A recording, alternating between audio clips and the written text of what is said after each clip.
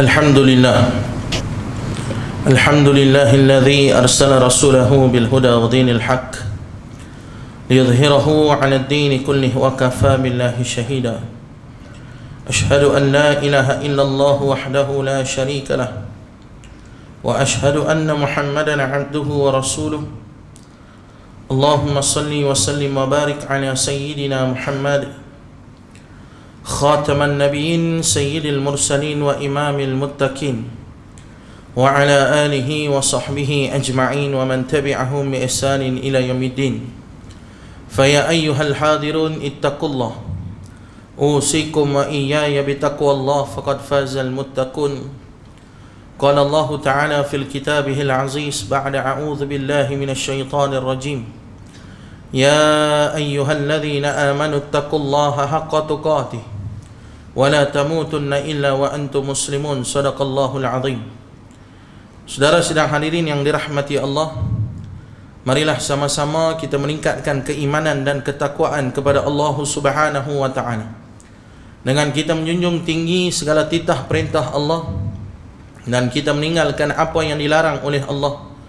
Mudah-mudahan kita tergolong dalam golongan manusia-manusia yang berjaya di dunia dan di akhirat, insya-Allah. Saudara sidang hadirin yang dirahmati Allah, kita telah memasuki fasa yang terakhir dalam bulan Ramadan. Begitu cepat masa berlalu pergi meninggalkan kita, dan hari ini kita telah berada pada puasa yang ke-20, dan insya-Allah malam ni kita akan menjalani ibadah pada malam yang ke-21.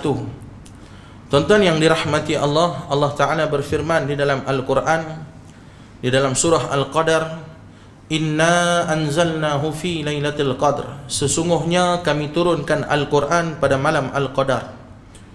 Dalam ayat yang kedua, ayat tersebut berbentuk soalan. Wa ma adraka ma lailatul qadr. Tahukah kamu apakah yang dimaknakan dengan Lailatul Qadar? Lailatul Qadar, Lailah tu malam, Al-Qadar tu kemuliaan. Lailatul Qadar adalah malam kemuliaan.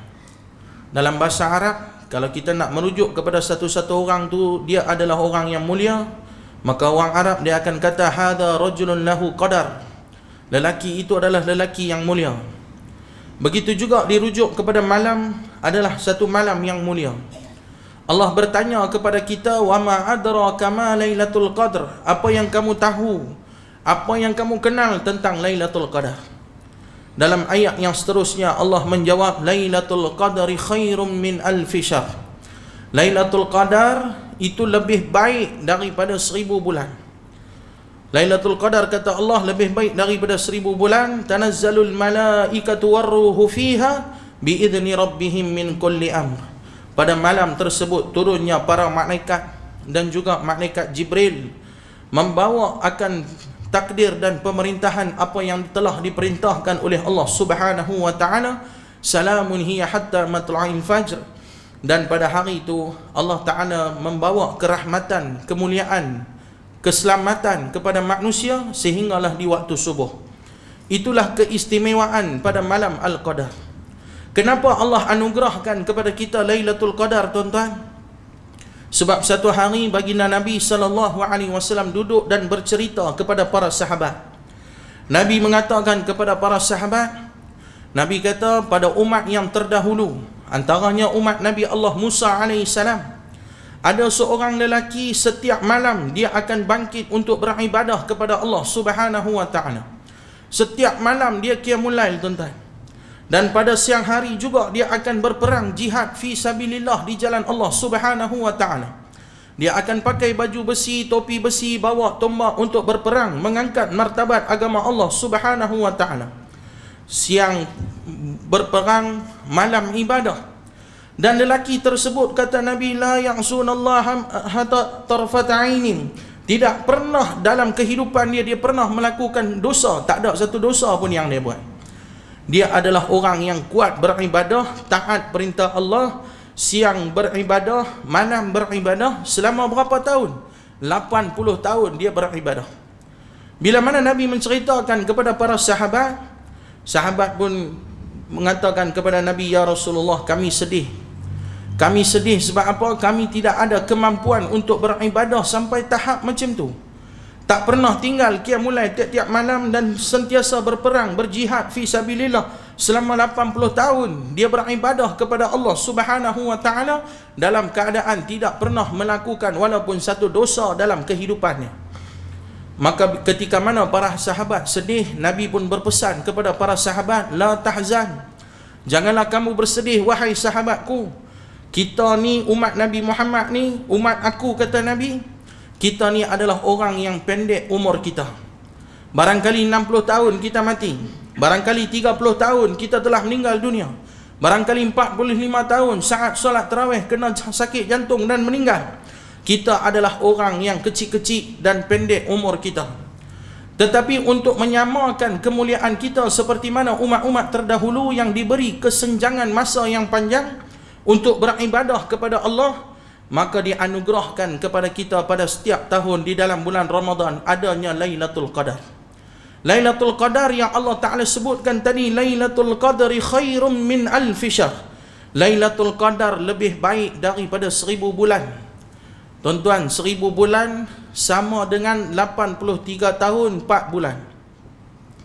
Kalau kita beribadah pada 10 malam yang terakhir, yang di dalamnya terdapat Lailatul Qadar, dan jika kita mendapat anugerah Lailatul Qadar, pahala pada malam tersebut lebih baik daripada kita beribadah 83 tahun 4 bulan. Tuan-tuan, secara logik akal fikiran barangkali susah untuk kita mencapai pada umur 83 tahun. Barangkali ada yang sampai, tetapi kita belum tentu kalau sampai 83 tahun pun masa kita digunakan keseluruhannya untuk beribadah kepada Allah Subhanahu wa ta'ala. Jadi Allah Ta'ala anugerahkan kepada kita malam Al-Qadar sebagai satu kesempatan dan peluang untuk kita merebut pahala daripada Allah Subhanahu wa ta'ala. Mimbar pada hari ini ingin mengajak diri saya dan juga tuan-tuan sekalian, ketika mana saat ini kita berada pada 10 malam yang terakhir, usahalah untuk melipat gandakan amalan ibadah kita di pada 10 malam yang terakhir. Kalau sebelum ni kita ada tinggal solat sunat tarawih, kalau boleh 10 malam terakhir ni tak mau tinggal solat sunat tarawih.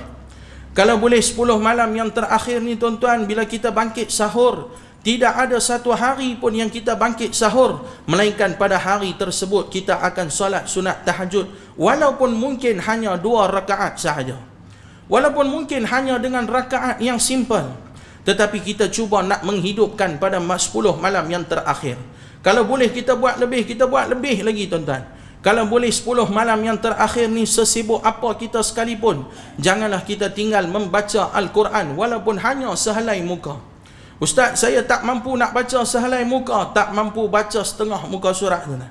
Setengah muka surat tak mampu baca, bacalah beberapa ayat yang ada dalam hafalan kepala kita supaya kita menjadi manusia yang menghidupkan malam-malam Ramadan yang terakhir. Kata dengan baginda Nabi SAW, man qama Ramadan, man qama, barang siapa yang menghidupkan Ramadan imanan wahtisaban, dengan penuh keimanan dan juga mengharapkan keampunan Allah, ghufira lahu ma taqaddama min zambih, maka Allah akan mengampunkan dosa-dosa dia yang telah lalu. Maka usahalah tuan-tuan untuk kita merebut pahala pada 10 malam terakhir. Jangan biarkan masa-masa yang dilalui pada 10 malam terakhir kita disibukkan dengan perkara yang sia-sia. Jangan terlalu banyak membuang masa hanya untuk mempersiapkan persiapan hari raya kita. Jangan terlalu banyak membuang masa hanya semata-mata untuk mempersiapkan makanan-makanan yang akan kita makan pada hari raya.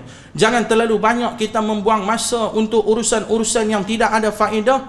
Sebaliknya, melebihkan masa untuk beribadah kepada Allah pada 10 malam yang terakhir ini, dan minimumkan masa pada urusan-urusan yang lain, supaya kita menjadi manusia yang akan mendapat keampunan Allah Subhanahu wa ta'ala dan mendapat anugerah malam Al-Qadar yang telah ditetapkan oleh Allah Subhanahu wa ta'ala pada 10 malam yang terakhir.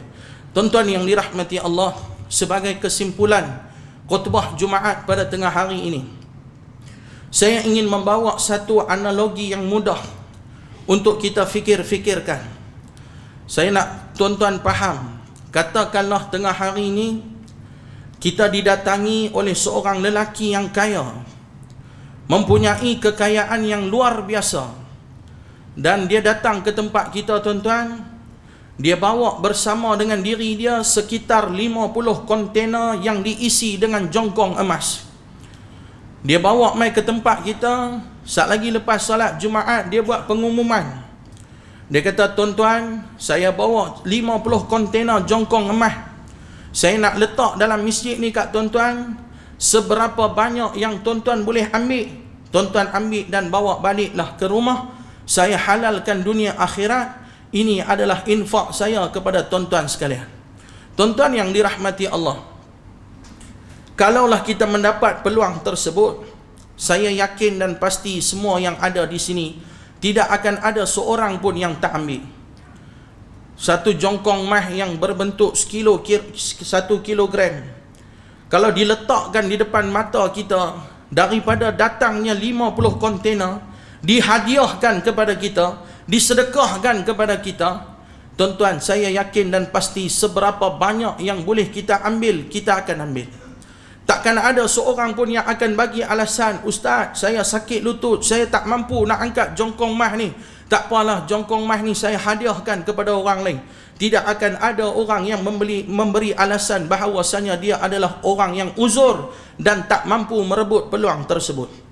Tidak akan ada seorang pun yang akan bagi alasan dia kerja, saya nak kena balik awal, saya tak sempat dah nak ambil jongkong emas ni. Tuan-tuan, kita akan cari seberapa jalan yang boleh untuk membawa balik jongkong emas itu. Kerana apa, tuan-tuan? Kerana kita sebagai manusia tidak terlepas daripada berhajat akan harta dunia untuk menyelesaikan masalah-masalah kita. Barangkali dengan jongkong emas itulah boleh selesai segala hutang kita. Barangkali dengan jongkong emas itu boleh menyelesaikan masalah-masalah yang kita hadapi dalam kehidupan kita. Maka kita akan usaha untuk bawa balik jongkong emas tu supaya ianya dapat memberi manfaat buat diri kita. Tuan-tuan, andai kata kita merasakan jongkong emas itu dapat memberi keselesaan dalam kehidupan kita di dunia, ketahuilah bahawasanya Lailatul Qadar itu lebih mahal daripada jongkong emas yang kita dapat di atas dunia. Dan kita sebagai manusia akan lebih berhajat dengan kehidupan di akhirat supaya dapat kita dipermudahkan kehidupan di akhirat. Maka kita sangat-sangat berhajat dengan Lailatul Qadar. Janganlah kita memberi alasan, sebaliknya mencari jalan untuk memperbanyakkan amal ibadah. Mudah-mudahan Allah golongkan kita sebagai manusia yang mendapat keampunan daripada Allah Subhanahu wa taala, yang akan dianugerahkan Lailatul Qadar, dan dia akan dimasukkan kita sebagai manusia yang berjaya dengan Ramadan, dan dimasukkan kita ke dalam syurga Allah Subhanahu wa taala. Barakallahu li wa lakum bil Qur'anil azim wa nafa'ni wa iyyakum bima fihi minal ayati wa dzikril hakim wa taqabbala minni wa minkum tilawatah innahu huwas sami'un alim. Allahumma salli ala sayyidina wa habibina wa syafi'ina wa zuhrina wa maulana Muhammad.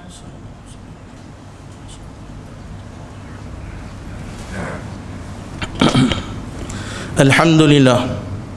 Alhamdulillahilladzi arsala rasulahu bil huda wa dinil haqq liyudhhirahu 'ala ad-din kullihi wa kafa billahi shahida. Ashhadu an la ilaha illallah wahdahu la syarika lah wa ashhadu anna Muhammadan 'abduhu wa rasuluh. Allahumma salli wa sallim wa barik ala sayyidina Muhammad khataman nabiyyin sayyidil mursalin wa imamil muttaqin wa ala alihi wa sahbihi ajma'in wa man tabi'ahum bi ihsanin ila yaumiddin. Fa ya ayyuhal hadirun ittaqullah أوصيكم وإياي بتقوى الله فقد فاز المتقون. قال الله تعالى في الكتابه العزيز بعد أعوذ بالله من الشيطان الرجيم إن الله وملائكته يصلون على النبي يا أيها الذين آمنوا صلوا عليه وسلموا تسليما. اللهم صل على سيدنا محمد. اللهم صل على سيدنا ونبينا محمد. اللهم صل على سيدنا ونبينا وحبيبنا وشفيعنا وزخرنا ومولانا محمد. اللهم اغفر للمسلمين والمسلمات والمؤمنين والمؤمنات الأحياء منهم والأموات إنك سميع قريب مجيب الدعوة يا قاضي الحاجات. اللهم أنزل الرحمة والمغفرة والسكينة والبركة والعافية alaina wa khususan ala malikina Sri Paduka Baginda Yang di-Pertuan Agong Sultan Abdullah, wa kadzalika tuan yang terutama Tun Datuk Seri Utama Ahmad Fauzi bin Haji Abdul Razak. Rabbana iftah bainana wa baina qaumina bil haqqi wa anta khairul fatihin. Allahumma barik lana fi syahri Ramadan warzuqna lailatul qadr. Allahumma barik lana fi syahri Ramadan warzuqna lailatul qadr. Allahumma barik lana fi syahri Ramadan warzuqna lailatul qadr ya Allah ya arhamar rahimin. Allahumma ya muqallibal qulub tsabbit qulubana ala dinika wa ala ta'atik. ربنا ظلمنا أنفسنا وإن لم تغفر لنا وترحمنا لنكونن من الخاسرين. ربنا هب لنا من أزواجنا وذرياتنا قرة أعين واجعلنا للمتقين إماما. ربنا آتنا في الدنيا حسنة وفي الآخرة حسنة وقنا عذاب النار. وصلى الله على سيدنا محمد وعلى آله وصحبه أجمعين والحمد لله رب العالمين. عباد الله إن الله يأمر بالعدل والإحسان وإيتاء ذي القربى وينهى عن الفحشاء والمنكر والبغي يعظكم لعلكم تذكرون. فاذكروا الله العظيم يذكركم واشكروا على نعمه يزدكم فاسألوه من فضل يعطكم ولذكر الله أكبر والله يعلم ما تصنعون. قيموا الصلاة.